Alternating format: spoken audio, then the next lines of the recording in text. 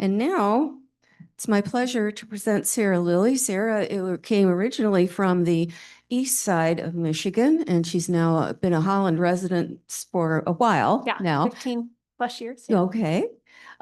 She graduated from Michigan State University with a degree, is it finance or business? Finance? Yeah. Okay. And was a very successful realtor in the area. Many of you may know her because of that. And that was for about 10 years. And she's going to tell you about this wonderful program that you began it, Yeah. didn't you? Yeah, that she started. It's just amazing. I can't wait for you to hear all about it. So without further ado, hi, Sarah Lilly. Good morning. Thank you so much for having me. As your overview packet said, this is a two-part series. So today we're going to focus on the problem and the issues that the women face that we serve. And then in the next one, we will dive into the unique ways that we are trying to address the problems that the women are facing. Along the way in the presentation, I have some questions for you. You are welcome to think about it. You're welcome to raise your hand and answer it. But I'm hoping it will give an opportunity for you to think about things from their perspective, as well as think about it from your own experiences. But feel free to ask questions along the way. I don't mind breaking to discuss things as we go. So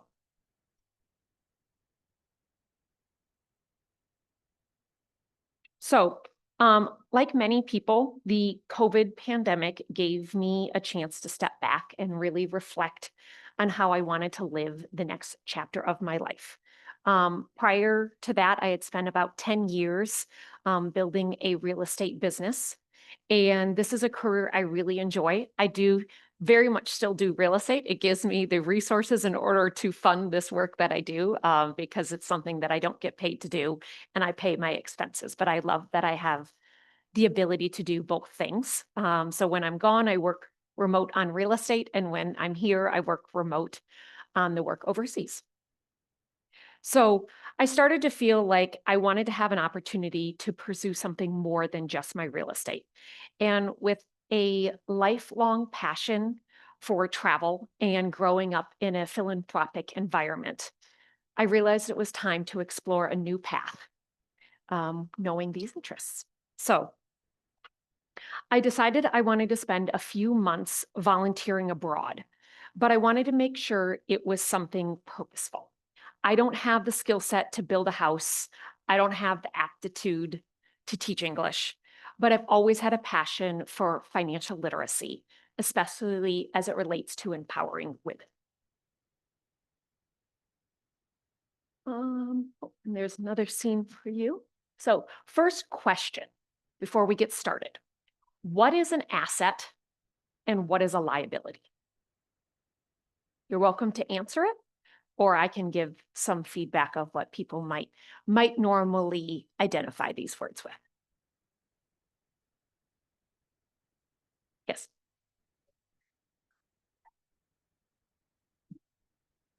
Oh, sorry. An asset is something you have on the positive side, and a liability is something you owe on the negative side. Mm-hmm. So we tend to think about assets and liabilities in just structure, maybe a house or a car or a phone bill that we have. But for them, it can often be something human. So for them, a daughter, she is viewed as a liability because they view that she does not bring value to the family. A boy can be valued as an asset because he can work and bring money to the family. But in many African countries like Uganda, they have limited access to what a woman can do to bring value to her family. But the main thing that she can do is that the family can sell her into child marriage and receive the dowry from that sale. And so if you're able to get the same value for your daughter, whether she is educated or not, why would you spend your limited resources on educating your daughters? when you might just educate the boys who are going to stay with you. So it kind of gives you a little bit of an idea of the issues that we start facing with these women. So after a lot of research, and I think a bit of luck, I connected with an organization in Uganda that focuses on vocational training for women coming out of child marriage. So they agreed that financial literacy would be a very valuable tool for the women, but they didn't have the knowledge to be able to create that curriculum. So I easily felt like I could have stayed at home doing more research, doing more analysis, but I decided the best way to learn was to get there. So shortly after COVID travel restrictions were lifted, I arrived in Uganda. The executive director of the organization offered for me to stay with her. And I remember arriving into Uganda after 24 hours of travel, anxious to take a shower. And so moments after getting into a lukewarm shower, both the lights go out and the water goes out. So Hope, my host, knocks on the door, assuming my confusion, and said, "Yes, the water is out, the power is out. Welcome to Uganda." And so I think that was my first learning point to realize that things are not going to go as planned, especially in these environments. And the more I've traveled, the more I've had to remember that and go with the flow. So here's just some pictures as we go of people working in the streets. So just the environment of Uganda that you might see. So next question for you. If you were 15 years old with a second grade education and suddenly found yourself needing to feed and provide for your 3 children on your own, where would you turn? So this is a very common situation for the women that we were working with. So around the ages of 13, 14, maybe younger, they are sold into child marriage, like we said. The family receives a dowry. The dowry usually is in the form of cattle. We had a entertaining conversation while I was there. I was with a couple of locals, and I asked them, all men, and I asked them what would be my dowry price. So they had a long conversation. And at that point, I was divorced. So, my bride price is not going to be as good. But they decided that I was worth about 25 cattle. So I let my dad know, I don't know what you're going to do with 25 cattle, but there's that opportunity for you. But frequently the girls are married, but I want to remind you that when they use the word married, it is not a legal marriage majority of the time. It is a ceremonial marriage. So any rights that they might hope to have legally, they don't have because it's not a legal marriage. It's a ceremonial marriage. So they will have their ceremonial marriage for a few years. They'll have a few children, and then frequently the men move on to the next bride. So they find themselves as a 15, 16-year-old trying to figure out, not only do I now have to take care of myself, I also need to take care of these children that I had with my husband because he's not going to take care of them. There is not child support. So many of these girls are the ones that come to this organization that I was working with. So I spent 3 months with the organization, and they provide skills training for these women. Frequently, it will be in making soap, making goods that they can sell. I did help them start a tailoring program because I have a design background. So it's all things that the women can do with limited education. They also do a decent amount of hair braiding. So these are all skills that they were teaching. So the women that they serve are usually in this age range of maybe 15 to 21. Most of them have a second or third grade education. And now, after no longer having support from their husband, they're coming here trying to figure out how they can support their children and themselves. So most of my time was spent constructing a literacy curriculum that met the women at their level of education. I frequently was referencing educational portals or teacher topics such as budgeting, because I wanted to figure out how I could bring these concepts to adults, but they only had a second or third grade education. So this was a really important task to be able to bring it to them with dignity, but also at a level they could understand. So we started at the basics. We started with wants versus needs. We talked about budgeting. We would play the bean game, if you remember that, for kids from school. You have 20 beans and you have to divide it up among your expenses for the month. We were doing practices like that to try to explain these topics to them. So another question for you. How would you start or grow a business if you could not even borrow $10 for materials or tools?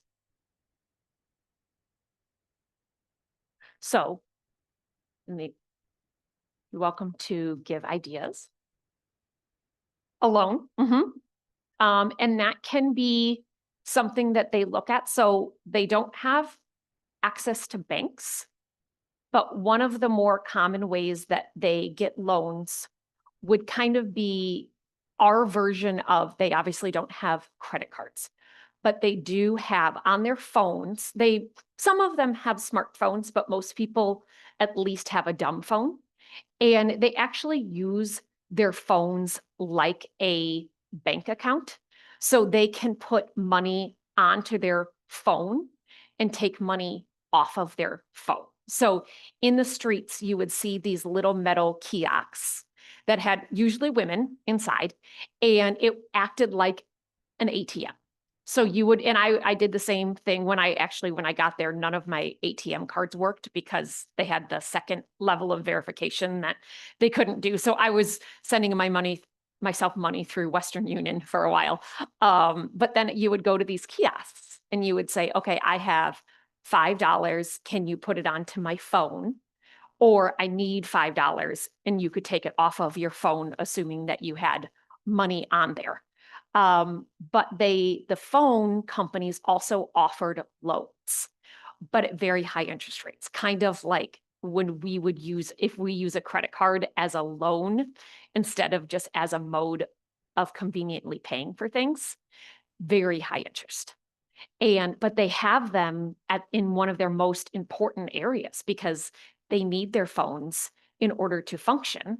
But anytime they would go to put money on their phone, it would get taken by the phone company to pay the debt of the potential loan that they had. And so that was a big topic that we had in class because I knew a lot of the women were doing that because they didn't have a lot of other options. But I also knew how high of interest rates they were paying for these.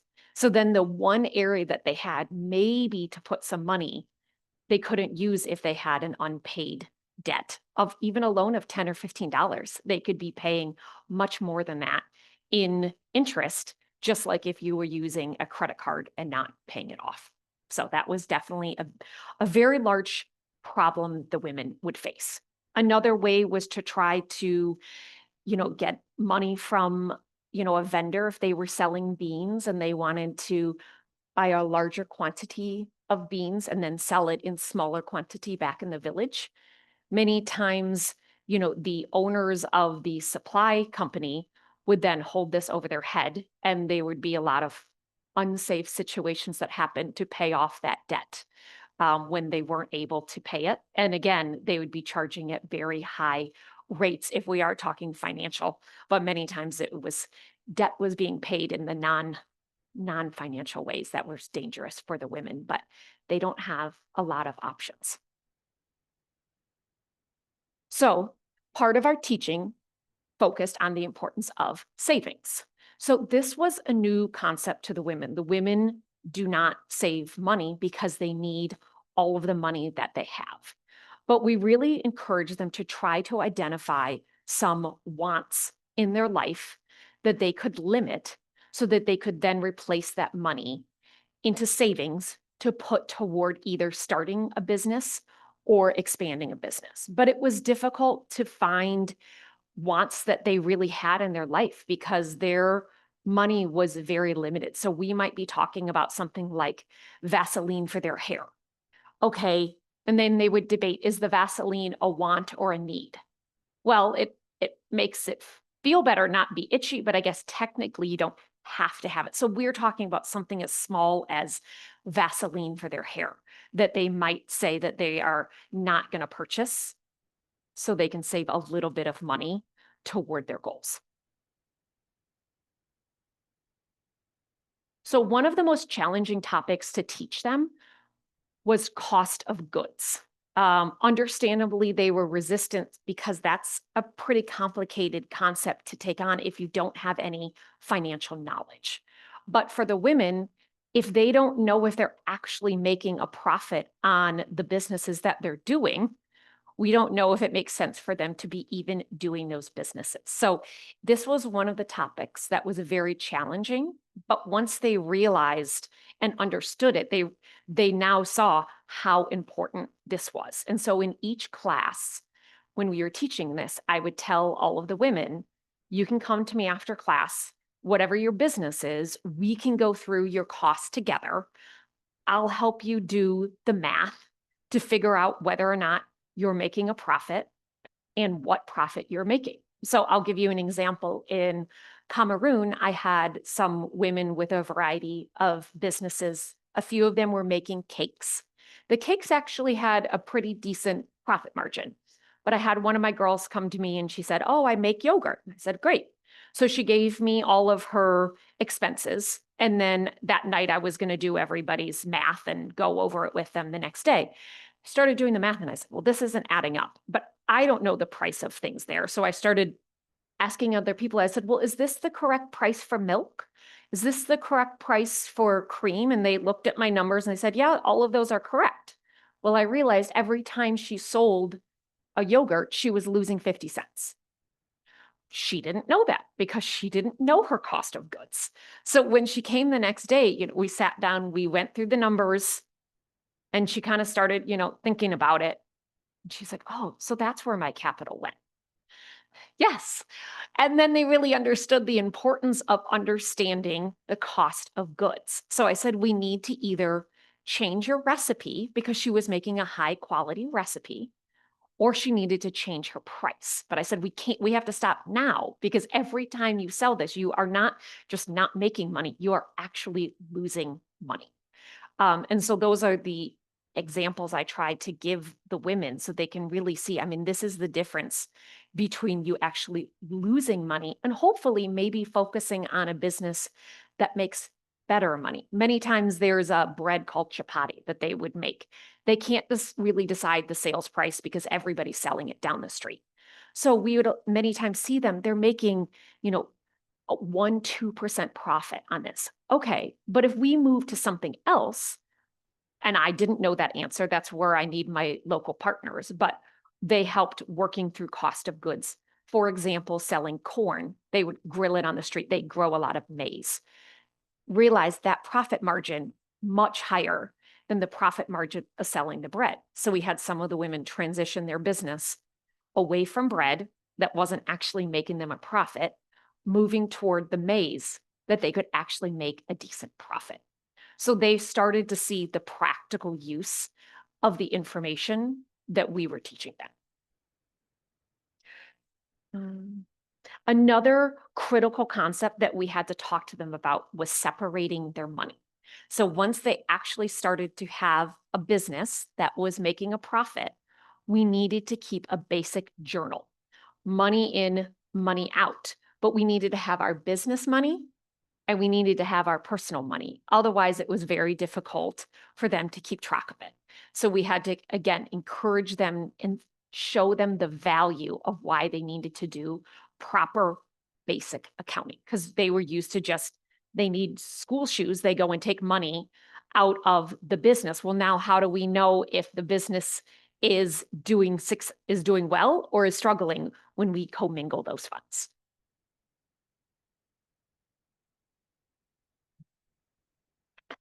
So when I completed my time with this organization in Uganda, the women had improved skills that they could use to start or expand a business.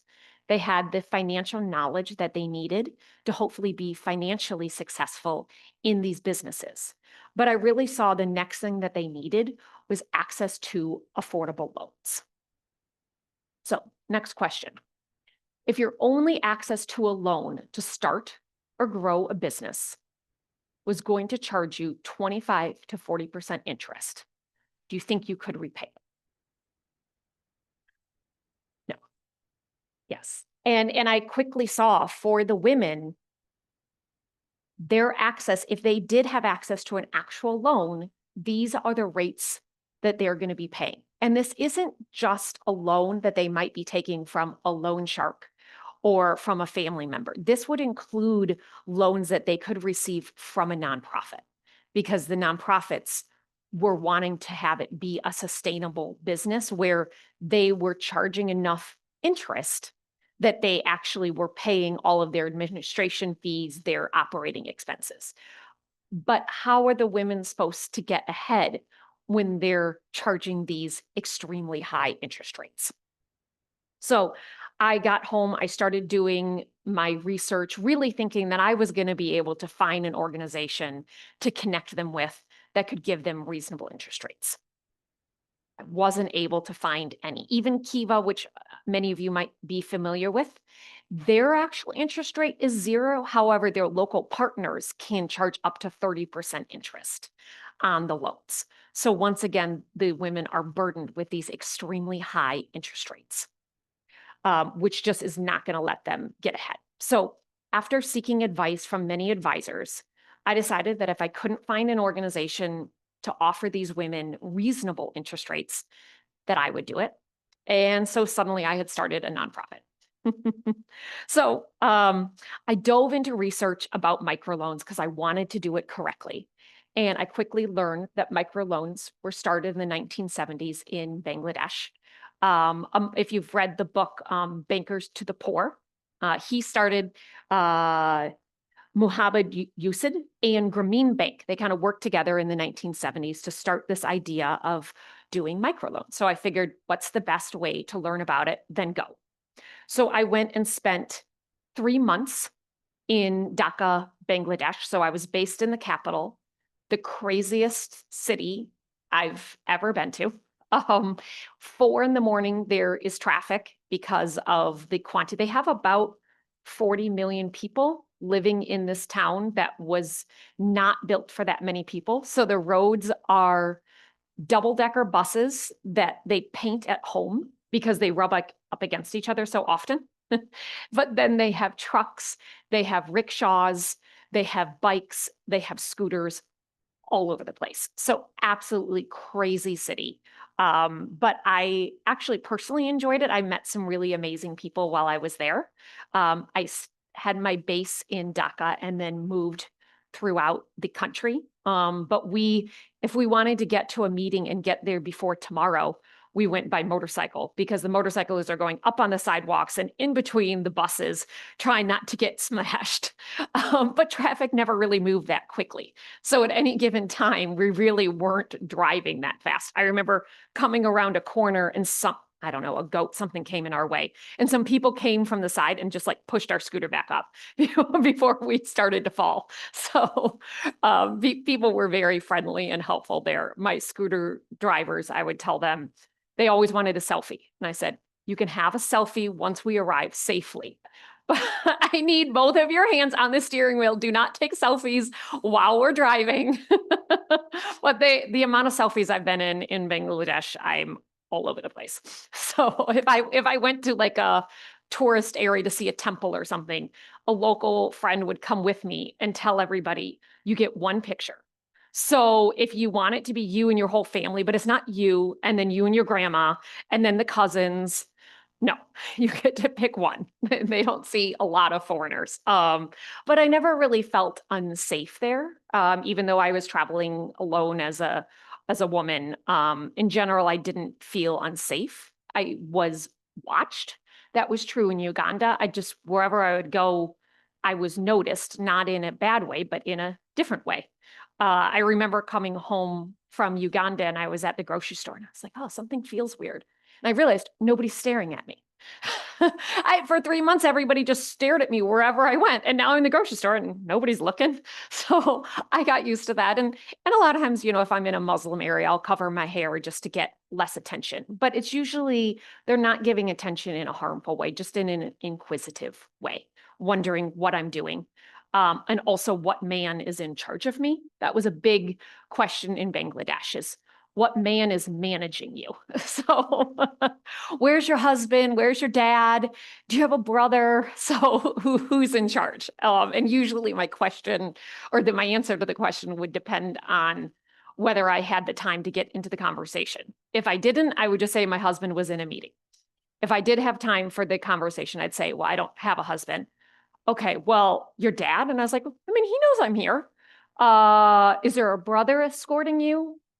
They just couldn't keep thinking, like, have you hired a man to escort you through these places? Because it just didn't compute to them that I could actually be moving around these areas without being managed by a man.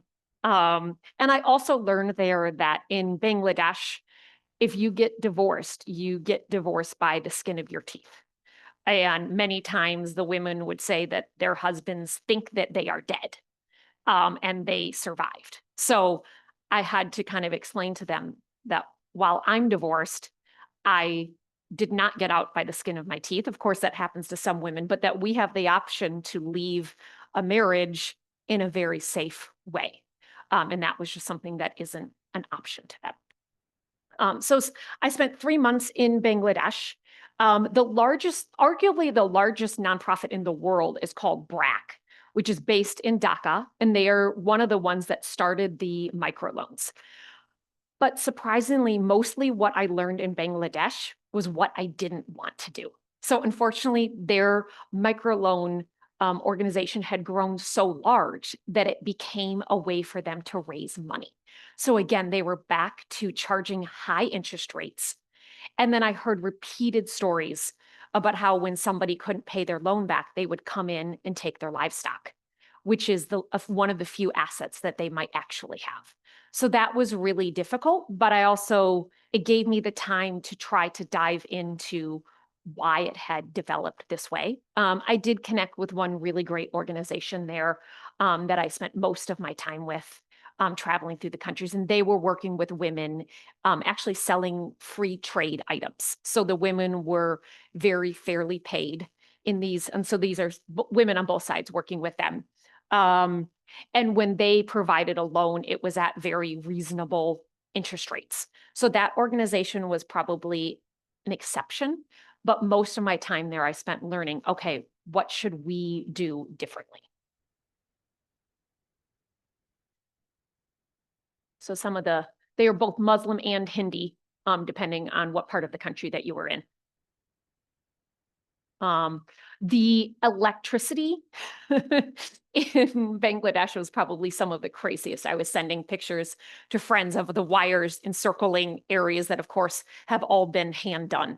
But it's their way of making life happen for themselves.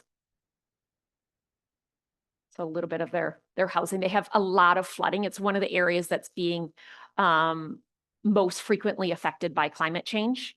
They used to have it be where water levels were expected to be low for part of the year and high for part of the year. But now they're so high that they can't even live in the islands that they used to live on because they're covered in water.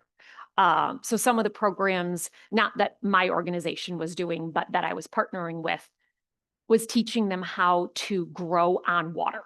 So whether that was vegetables that then would drop, their seedlings to feed the fish below it, but trying to teach them ways to be able to survive in the ever-changing environment, especially from climate change. But flooding was a very frequent problem there.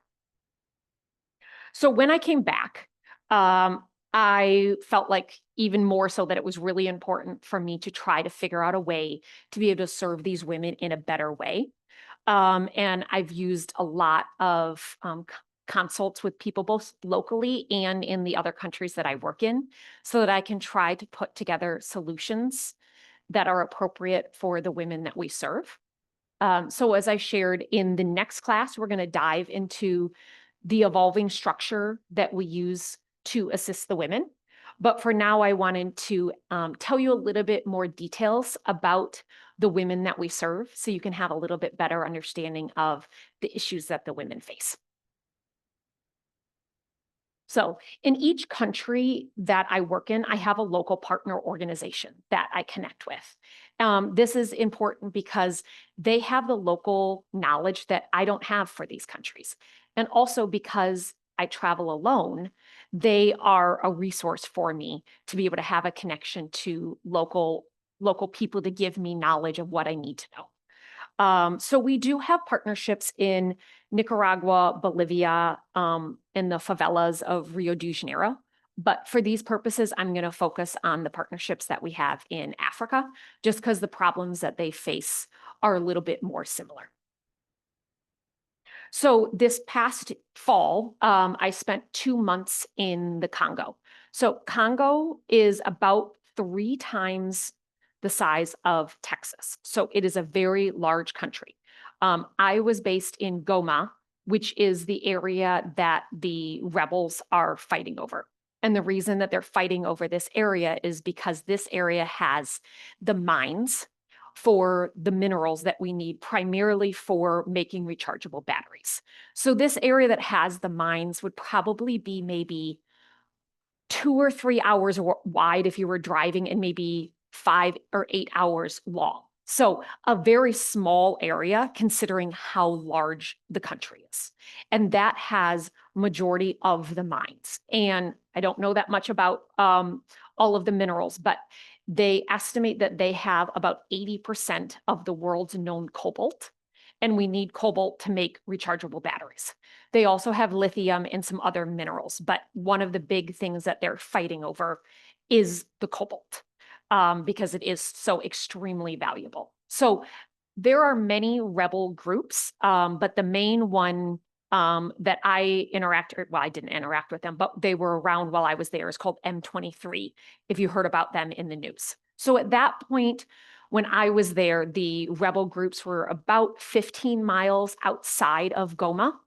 And Goma was valuable to them, not because it has any mines, but because it is a border town to Rwanda, and it also has an airport. So they were increasingly getting closer to the city because they wanted to capture it. They had captured it about 10 years ago, but only had it for about 2 weeks, I understand. So the mines being probably 20 some miles outside of Goma, and I did not go to the mines. If I had gotten close to them, that would have been dangerous because they probably would have thought I was a reporter of some kind. So I never went near the mines. But they a lot of times will call the people that work in the mines, when Apple puts out a statement of, working fairly, that they have artisan miners, which sounds great. An artisan miner is a child, a grandma, a pregnant lady working in the mines. That's an artisan miner.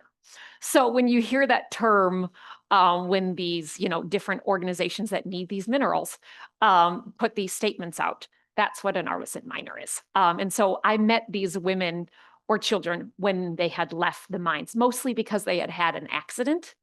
And the mines say, okay, well, you don't work here anymore. But I was staying within the Goma area, and I was working primarily in the IDP camps, so internally displaced.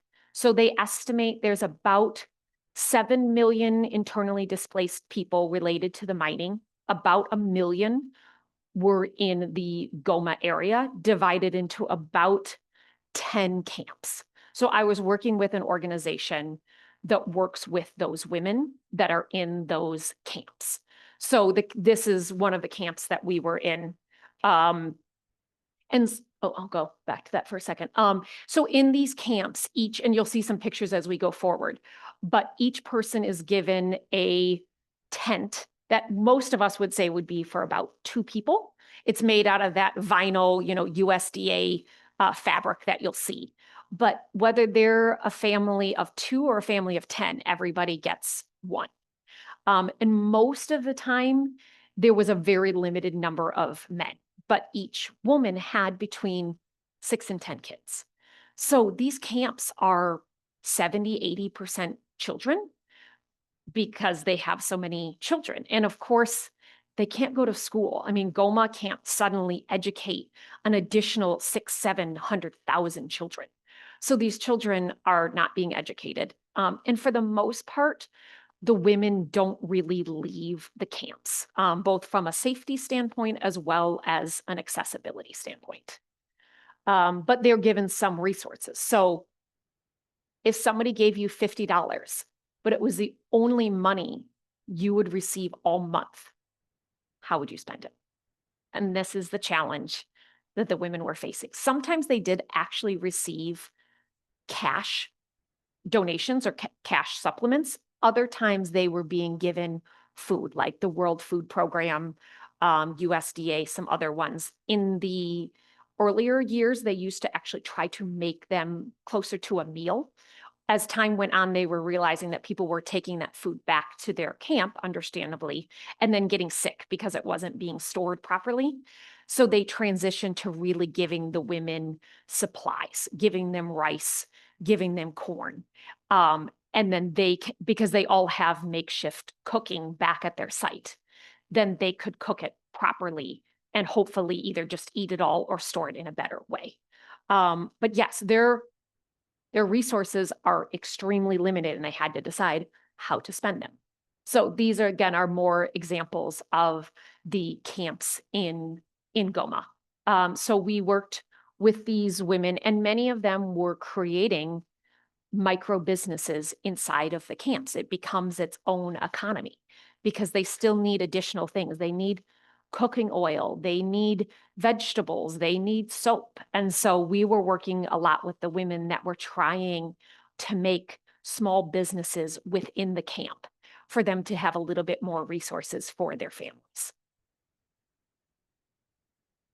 But a common problem that we saw in Goma was what they call street boys. So a lot of these boys, very young, between the ages of 4 and 5 up to maybe 10 or 12, would leave the camp because there was nothing for them to do there and they'd end up just living on the streets in town.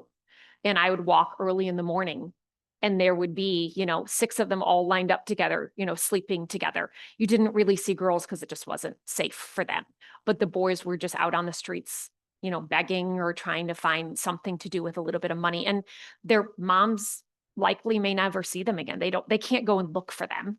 They wouldn't even know where to look. And they have another 6 kids back at camp. So thinking about having one of your kids walk away at 5 and likely never knowing what happened to them, I can only imagine how difficult that would be for the mothers. But it was part of trying to survive in these places. So then the other area that I worked in Congo is another city called Bukavu. So that's on the other side of the lake. This is also a border town. I actually had to travel there by boat. Because the rebels had already taken control of the road to get there. So I would travel by boat to get to this other city. And so this other city is also a border town. It also had a lot of internally displaced women. But instead of being in camps, this area, they built kind of slums up into the mountains because it was a mountainous region. So I don't know if I can call it better, but they had slightly better conditions because they could actually build a structure that they might stay in forever because their homes back in the mountains where the mines are have been ruined. So these women had a little bit better situation because they had kind of permanent residence. So these are the types of structures that they would build, which very difficult and very unsafe, especially with all of the rains, was better than being in the camps. So again, these women were trying to come together to create businesses to support themselves after having to flee from the mines. And these are some of the markets that they would work in. So another question. If your family income was consistently not enough to cover your cost of living, what would you cut first? Food, education, medicine? Because consistently they don't have enough to cover all of those. And it's supposed to be said that school is free, but there's a lot of costs that aren't covered, such as almost all of the schools you have to wear a uniform. So now you need to buy a uniform. They don't provide books. They don't provide writing utensils. So even those small things can be enough that they can no longer afford to go to school because they can't afford to buy those items. And if they have enough money for 3 kids, but they have 6 kids, who are the first to not go? The girls. Because as we talked about earlier, it doesn't really change their value as an asset to be educated. They're just going to be sold as a means of starting another family.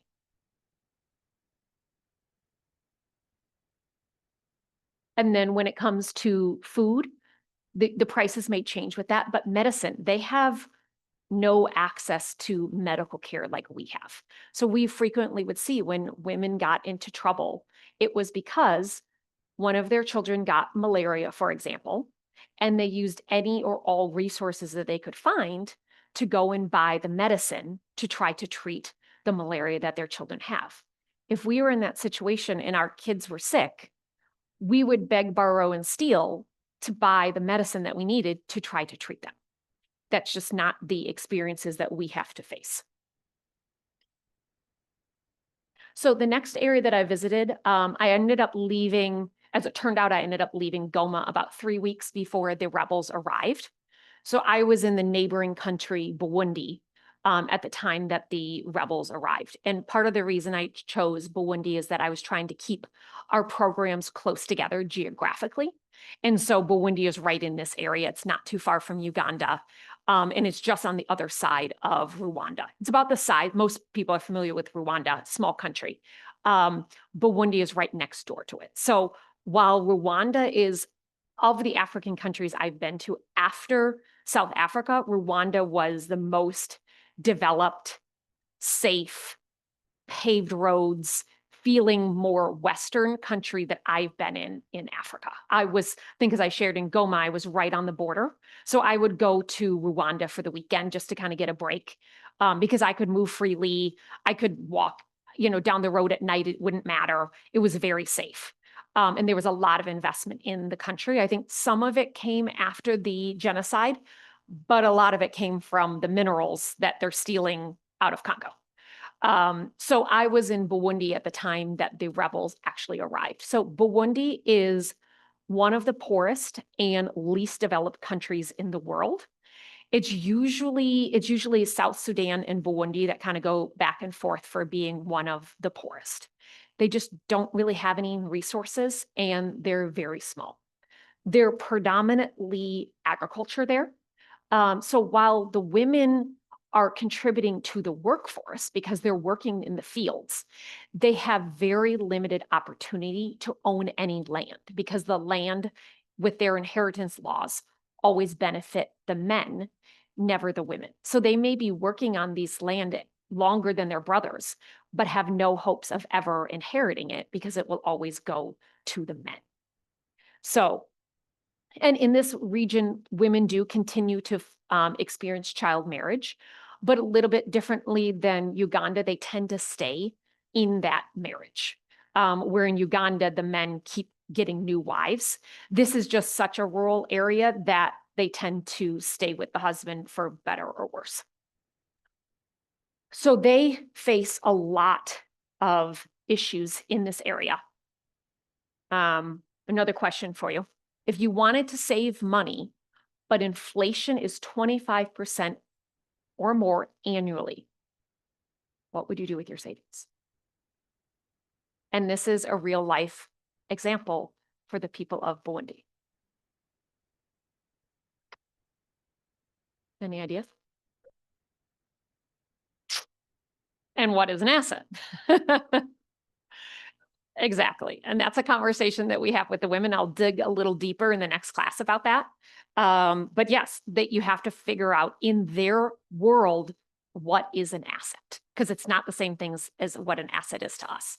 For example, most of us would say one of our biggest assets is our house because we can sell our house. We can get a line of credit on our house. They cannot. So they will build their houses sometimes over the course of 10, 20 years for cash the little tiny cash that they have, they will build this house. But when they're done, it's only really worth the value of a place that is protecting you, because you don't sell houses, mortgages don't exist. Who is going to have the cash to buy your house? There is no line of credit against your house. So really the question would be, are their houses even an asset? Or is it almost more like a car where it serves a purpose, but you can't sell it for an increased value over time? So in Burundi, there's quite a few issues that they face. First of all, currency. So maybe you're familiar that for many years, Argentina was overvaluing their currency compared to the dollar. So this is a much worse situation than Argentina. So that's a picture of my purse. If you go to the bank, they'll give you about 2,300 of their local currency to a dollar. But if you go to the black market, they'll give you 7,500 to a dollar. So the government is almost putting 3 times the value on their currency than is true to the market. So understandably, nobody uses the bank, they go to the black market. So that was my exchange of $100.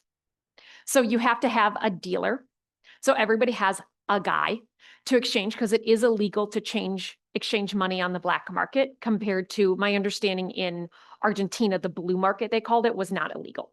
This is illegal. So you would have a guy, he'd hop in the back of your car, or he'd meet you at your house and he'd exchange your money for you.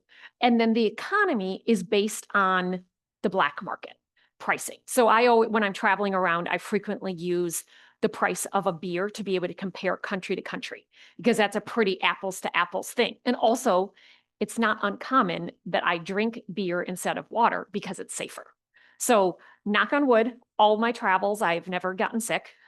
My diet is pretty limited. I eat a lot of goat, eggs, sometime avocados, or they grow a lot of like root vegetables that are very starchy. That's good when you're, working in the fields all day long. But they might mill it up and it would be like mashed potatoes with no flavor. So I wasn't usually eating much of that. But I did have eggs, I had limited vegetables, and then a lot of times I just drank beer because I didn't know the safety of the water. And I figured, well, I could be a little bit dehydrated from drinking beer, or I could be very dehydrated from getting sick from unsafe water. So, but anyways, back to my point. The cost of a beer was based on black market pricing. It was not based on bank pricing. So their whole economy works that way.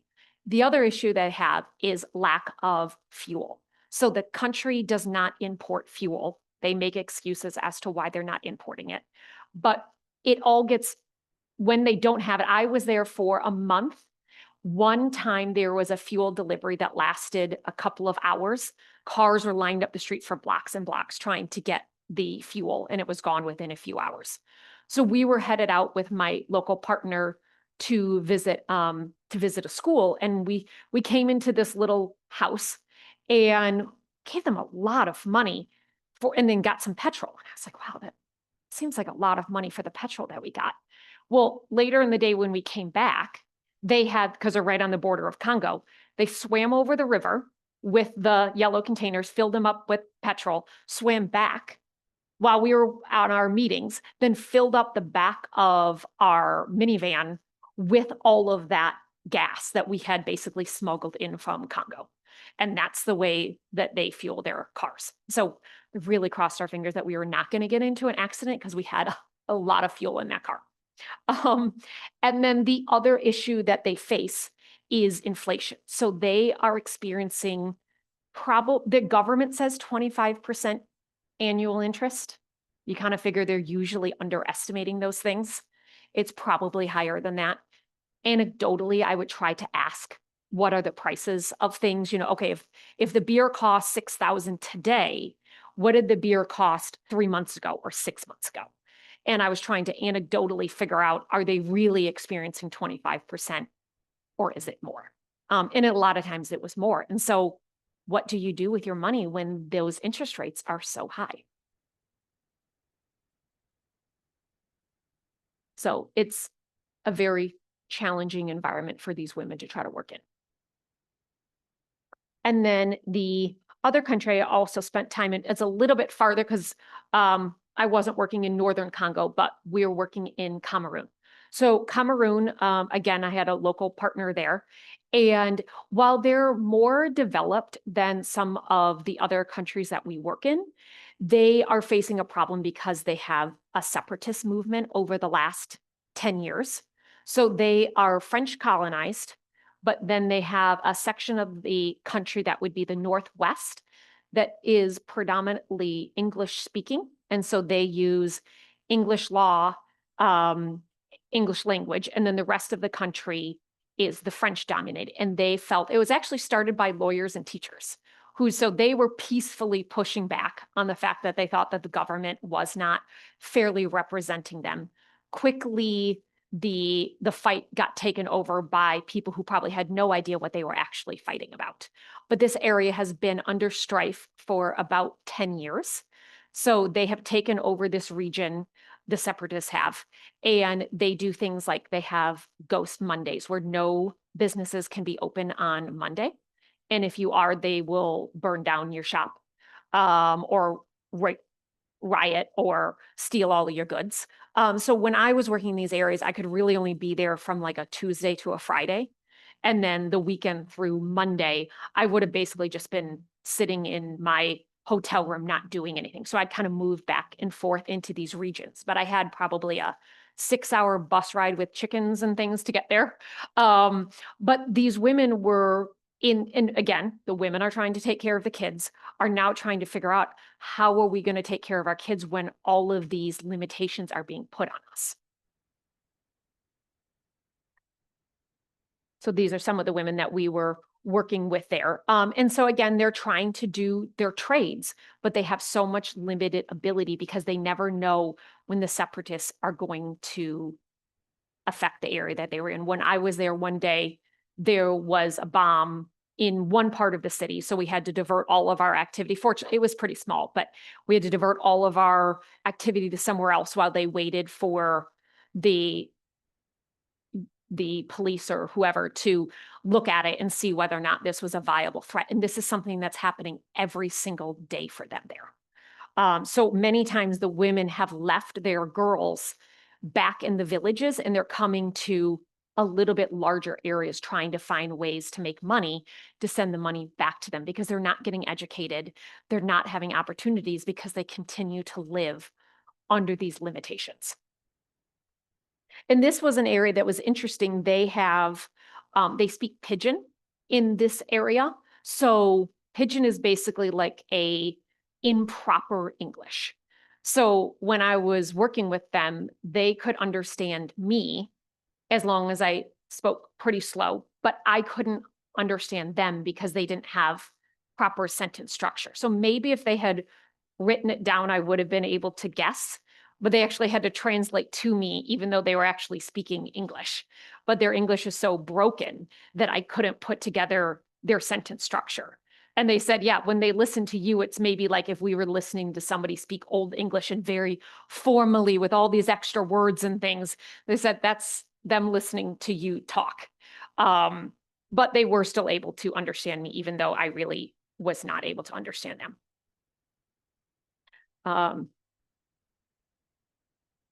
So another question, if you wanted to save money, but had nowhere safe to store it, where would you put it? Because under these circumstances, at any given time, the separatists might come in, and even if they're storing it under their mattress, they might say, well, we're going to go into your room and look for everything you can find, and they might take your money. They might take your phone if you had your phone with money on it, like we were talking earlier. So they're really in this difficult situation that even if they are able to find ways in order to make some extra money, there's nowhere safe to put it. And so those are the challenges that they really face in the Cameroon area. But having all of these countries nearby gives me an opportunity to both see they have, of course, have many differences, but there's also learnings that I can say, okay, I experienced them trying to fix this problem in this country this way. Do you think that could work here? Sometimes it does. Sometimes they give me reasons of why it won't work. But this is an overview of the countries that we work with in Africa. We did have a partnership in Kenya. I was working in the slums of Nairobi, which was a very interesting area of the countries I've been in Africa. Nairobi had some of the biggest juxtaposition because you could live in this beautiful condo overlooking a golf course, paved roads, fairly Western feeling grocery stores. And then 2-3 miles down the road, they are dying of dysentery because they have no clean water, no sanitation in the slum areas that they're living. So it was a very interesting dynamic between those two areas. While I was there, they had some protests that broke out overnight. They actually burned down buildings on both sides of us.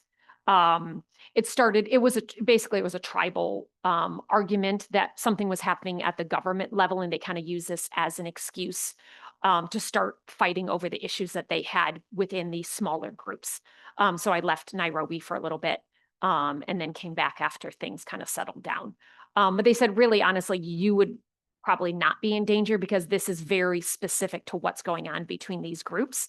They said you could probably walk down these streets and they're not going to bother you. You're likely an aid worker. But I just couldn't get anything done because they're worried about having their buildings not being burnt down. They're not having meetings about putting together a financial literacy curriculum. So I did have some time there, but we don't currently have programs going on there for a couple of reasons. So in our, here's a few more Cameroon pictures. So the women doing some sewing, some of their shops. Again, this is kind of what you would expect to see as you're walking around in markets. So most of this is dried fish. That's dried pig skin and some beans. But a lot of times I didn't have a lot of options to eat other than what I would find in these markets. So I usually lose weight when I'm there. These are the buses that I would take back and forth to the cities. And some of the ships. When I was moving around in Burundi, because there was such limited amount of gas, they would have these shared taxis. So you would just kind of go to the city center, you tell them where you wanted to go, you'd wait for enough other people to want to go to the same city as you, and then you'd all pile it. So I'd pay them extra and I'd say, I'm sitting in the front seat and nobody's sitting in my seat with me. So in the back would be like 6 people, and then they'd throw in an extra person in the driver's seat because they weren't sitting in my seat. And I was like, so there would be probably 7 of us in a little tiny car headed to some city. And I was like, hey, I mean, I'm not the person to be able to tell them how they should be doing this. I'm living in their world. But it was an interesting experience. So in the next class, we are going to dive into the evolution of how Lift Her Up is striving to address these issues in a unique way and in a way that we hope is honoring their wisdom, their knowledge, but also giving them an opportunity to lift themselves up. And I welcome all of your questions, and then we will end with one question that I will leave with you guys to think about over the next week. But for starters, what questions can I help answer? Hi. So these child brides, when they are on their own at age 15 or 16, are they just single and doing this the rest of their lives with Yep. these kids? So that's a good question. So some of the time they will seek out other unsafe relationships because they don't know what else to do. Very rarely are they able to find a way in which to support themselves without another man. But for us, that's our goal, is that they can get skills so that they can take care of themselves and their children, not have more children, and be able to give themselves security, educate their daughters, and hopefully if they can even make a tiny income, hopefully not sell their daughters as they were sold, because they know it's not good, but they also don't know a lot of other options. And so that's a lot of times what these organizations are doing, is to try to give them those resources. So, because otherwise it's unsafe relationships. So what's the ratio, men versus women? Is it about 50-50, or does one die faster than the other? Well, usually the girls that are being married off young are being married to adult men. They're not being married to other children. So the girls might be 13, 14, 15, but the men might be 25, 30, 40, 50 years old. And they have multiple marriages are common in Uganda. The one gal that's a good friend of mine, her dad stopped counting at 56 kids because there's a lot of honor around how many children you have, but not around taking care of them. So when her father passed away, they even learned about additional moms. They thought there was maybe 7 or 8 moms, and then they found some additional ones after the father had passed away. So for them, there's a lot of honor about saying how many children you have, but nobody ever asks about taking care of them.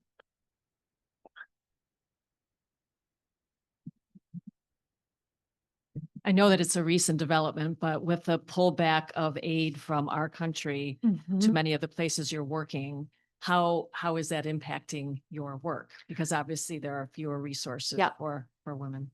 So for me personally, I have never received government aid. So to me personally, it's not changing, but I was actually just having a conversation last night. A friend of mine that I met along the way, he ran the embassy and part of the UN in Addis Ababa, Ethiopia, which is one of the bigger areas in Africa for aid. And so I was in Ethiopia during our election, but then he was still in Ethiopia. I was in Burundi when the new government took over and we started to see these cuts. So I was just talking with him last night about the quantity of aid that was cut over this period of time. And it's been massive. And he said, yeah, there probably was some fat that needed to get cut. He said, but we're way past cutting fat. And so, yeah, so many of these programs, and they just stopped. No, you could maybe make the argument, okay, if we've done this program, meaning the US has put this program on for 20 years, maybe we could transition it to have the people do the program, giving vaccines, for example. But there was no opportunity to make the transition to, okay, in the next year, you guys are in charge of this program. So let's go over the process. It was just cut. And yeah, it happened very fast. So personally, I'm not being affected, but I'm constantly hearing about it from other people who do work in those areas, and it's substantial. So, I mean, even the food into the refugee camps that I was working in, cut. I mean, USAID, they were there every day. They're not there now, I don't think. So it's pretty significant.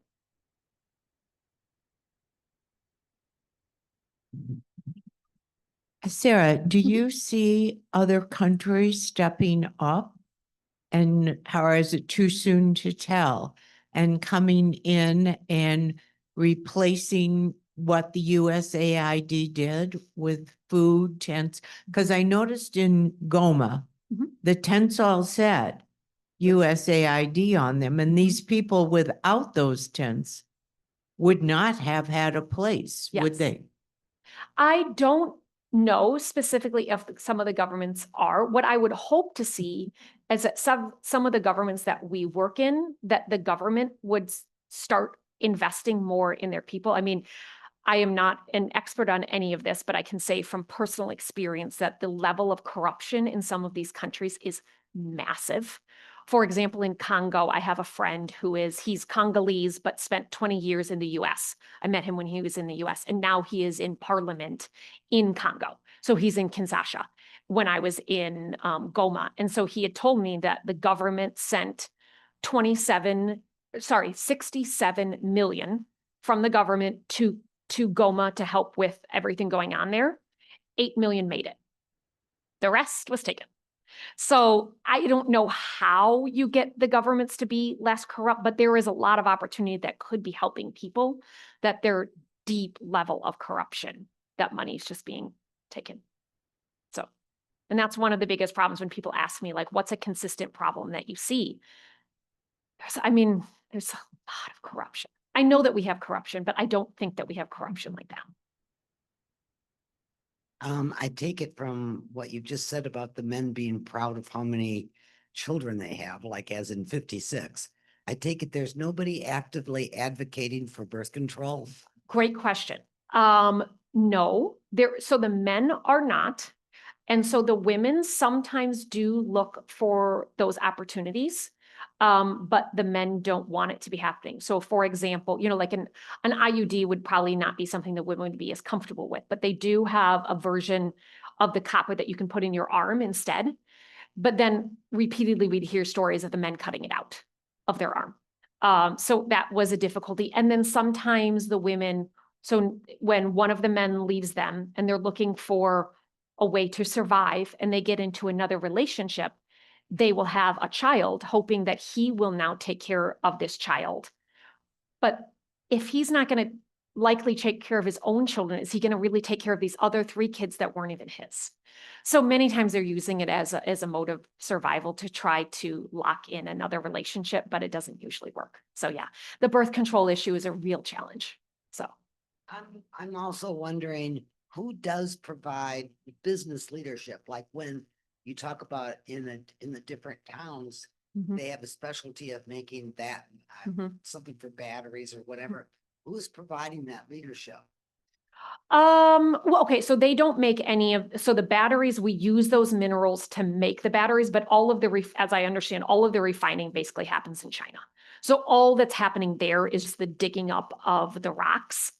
All of the actual production is happening elsewhere. But from leadership, there is sometimes local leadership that might be helpful, but also a Yeah, lot but of, somebody's got to say, if we get these minerals or whatever it is out of the ground here, then we're going to be able to sell it to China.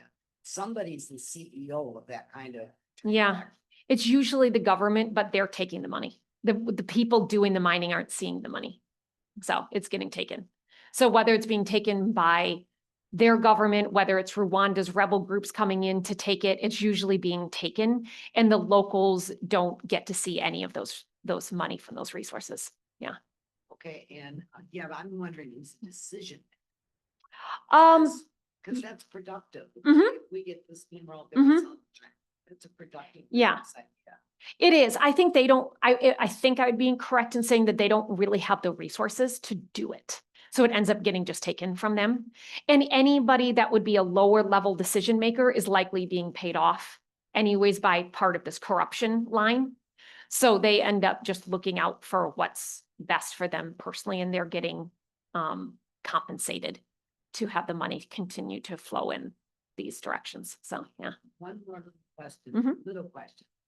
Curious, because in these countries like that, how do they all get cell phones? Oh, yes, they do sell them. They're types of phones that we likely wouldn't have. They're much more basic, but those probably are getting, I would think they probably getting shipped in from like an India or a China. But most of the time, the little bit of money that they have, they will use because they can be a lifeline. And some of them actually do use them for some business purposes because most of them are dumb phones. They're not smartphones, but you can use them. You can text a number and then it responds to you and you have choices and you can actually get you might be able to pay your electric bill. I mean, it's like their version of a Venmo. Yeah. Right. Mhm.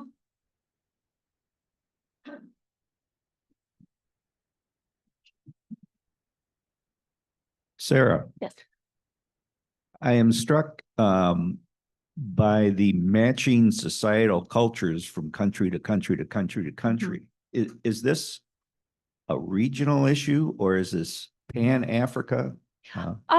I have predominantly spent my time in East and Central Africa. I have spent limited time in West Africa, so I don't want to speak for that region. I would say there are definitely issues like the multiple children is much more of an issue in Uganda than it is in some of these other countries. But still, the corruption, the control by men, the limited education is a common issue among the countries. But there's certainly pockets that affect areas that don't affect other countries. And my second question, how, if any, does the African AIDS epidemic affect all this? That was a big issue. I think right now it's being a little bit better. Well, we'll see as things change with funding. That was a big problem about 20 years ago, and they have been able to do a decent amount of education around that. But yes, even in like Cameroon, we had as part of our educational packets, we had conversations around prevention of AIDS transferring. They have some sex practices that would heighten your chances of transmitting HIV. And so they're trying to educate the women that some of these practices would be give them a very high chance of transferring the disease. They also talk with them about, you know, not transferring it when they have a child. So they are trying to increase that education. And as I understand, their rates are going down. So, but yeah, but and a lot of times we don't know who may be infected. So. So one of the other strategies to help women in the countries that you've been visiting and elsewhere that I'm familiar with is efforts to educate young girls and women, and that being another strategy of getting out of abject poverty. So my question is, how much intersection does your work have with groups that are trying to promote and foster education of young girls and women? We frequently interact with them. So we tend to be on the side of giving the mothers the financial resources in order to get their girls educated. So personally, we don't really work with, I mean, a 15-year-old is still a child, but unfortunately she's living an adult life. So we are really personally working with them as adults, but it's constantly in connection with them. When I was showing that picture of us getting fuel in Burundi, we were on our way to a school. So even though I don't work in the schools, I still learn about it because there's so much interaction in that, just like you said.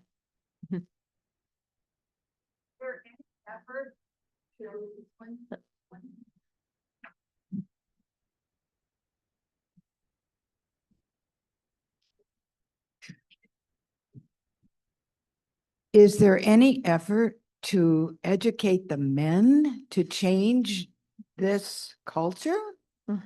There is attempts for that. And a lot of times it's trying to educate the men that if their women are able to work, that's just more money coming into the household. And that's usually the way in which they're trying to educate them. But it's very difficult because the men want to continue to have that control. They're worried that if the women become too knowledgeable, they might become more independent and might not need them, and they might not be able to control them as much.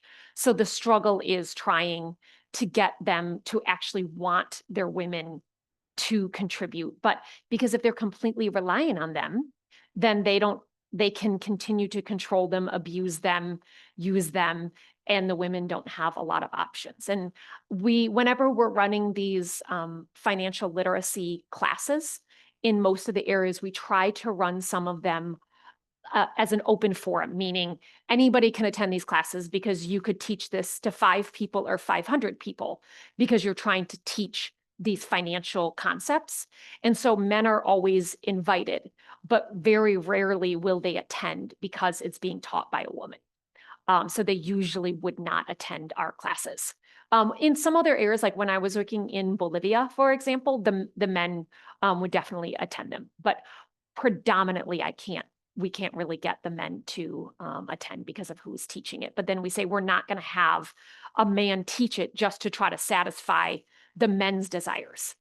And I wondered if maybe in some of the areas they might attend because I was Western, and they'd be like, oh, well, you know, they would know that I likely had much more education and maybe that would be a pass. But no, they still wouldn't attend. So their wives were getting the knowledge, but they refused to come to the classes. So.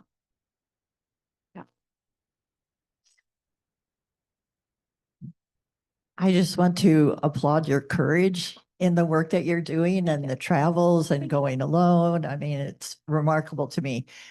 One quick question and then a comment. And in Uganda, what's the major religion in that country?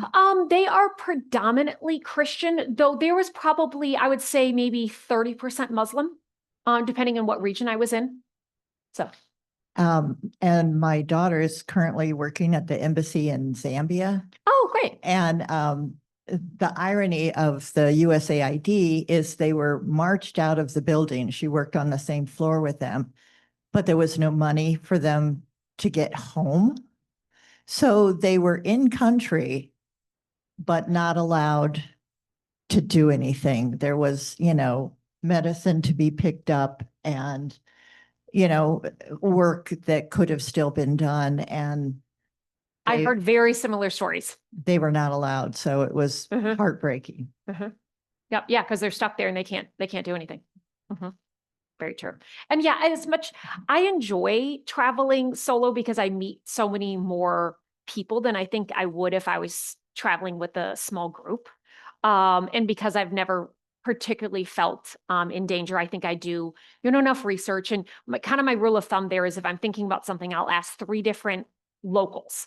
And if all 3 of them say not to do it, then I won't do it. But a lot of times they're overly protective. And I kind of want to be like, okay, but I have traveled, I spent time in these places. And they're like, oh, okay. Because if I had talked to people in Kinshasa, Congo, for example, they'd have told me you can't go to Goma, it's too dangerous. But I was like, oh, so when were you last in Goma? Oh, I've never been. I'm like, okay, well, I got to take that with a grain of salt then.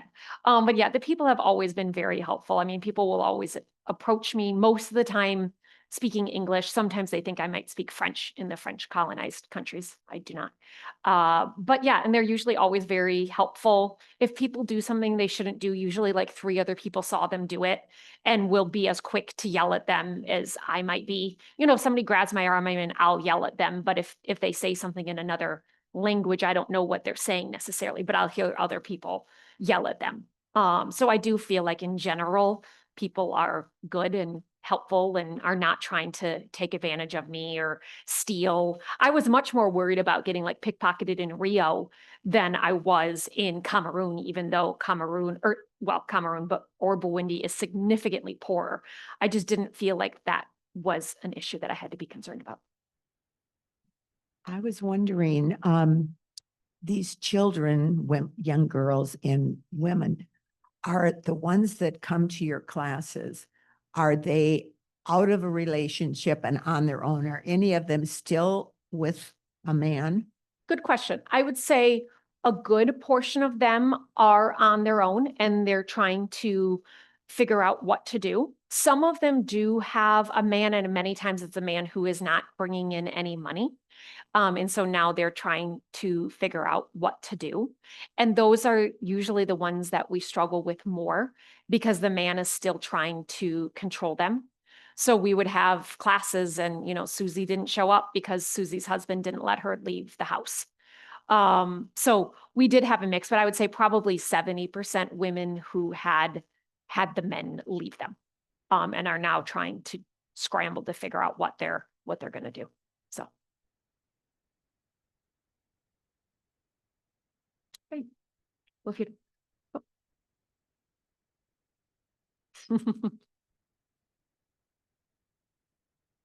Oh, on the Zoom, yeah.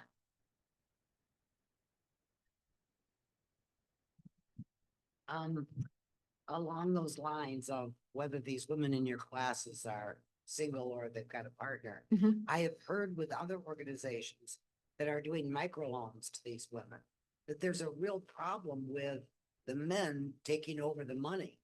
And they've had to, I don't know if a contract would help, but I heard they did contracts promising that the microloan would not go to the man. Have you heard that? It's definitely a problem. And whether the men take the microloan or they take any money that they may have made in their business, that is a consistent issue that they run into in general, is that they will take the money. So, and we would have women would be trying to save money at home, for example, but then the man takes it all. So then sometimes we'd have the women like saving money at the local partnership organization, because then it's, kept under lock and key and not as accessible to the men to take. But yeah, it's a problem. Did somebody plan your itinerary or were you winging it? I would say I do a lot of winging because I kind of had to go with the flow of what's happening. Things are ever changing. I don't know I think I had a picture in there of like one of the UN tankers going down the streets in Goma. So, I mean, I was always on alert of what was happening. I had a mixture of both expat friends as well as locals, who would kind of keep me in the loop of what was happening. But when I was in Burundi, a friend of mine, he was visiting in Burundi. Then he had to leave to go take his kids. He was going to take his kids to Rwanda once the rebels were coming into the city. So if I had been in Goma, for example, when that was happening, I likely would have gone over to Rwanda. And then it would have been okay. About half of my expat friends stayed and about half left when the rebels came. And the rebels weren't, it wasn't like a genocide where they're, going into homes looking for people. They were really trying to capture the city. So as long as you weren't in their way or trying to stop them, they were not just going and attacking people. So I think there was quite a few casualties, but the casualties were the people trying to fight back. So. I agree with you. She's very brave. And a long way from our mission. It is a long way. I do a lot of long flights. Oh, that too. I think we might have time for one more question, and then we're going to thank Sarah for this wonderful presentation, and we're all going to come back next week too. Anyone have another question? All right. Well, then- thank you, Sarah. thank you. Indeed. And I'll leave, oh, sorry, I didn't mean to interrupt. I was just going to say, we'll look forward to seeing you next. Yes. And I have one question I'm going to leave with you to think about this week. What would financial freedom mean to you if you never had enough money to provide for your family? So next week, we will talk about our evolution of trying to address these problems, as I shared. And we've had some strategies that were more successful than others. But I think a valuable part of the time that I spend there, I will never fully understand their culture and the issues that they face. But I get to spend enough time there that I can start to understand them and I can spend time with them. They can take down their barriers and start to tell me what really is going to work. Because I don't want to go there and tell them this is what you should do or this is what you need. I want to go there and have them tell me what they need, what could we do to help them. But you can't do that in a week. You have to have the time that they actually build a relationship with you, both in the organizations that I partner with, for them to take down their walls and have real conversations with me, as well as the individual women that they're serving. So next week we'll get into that. So thank you.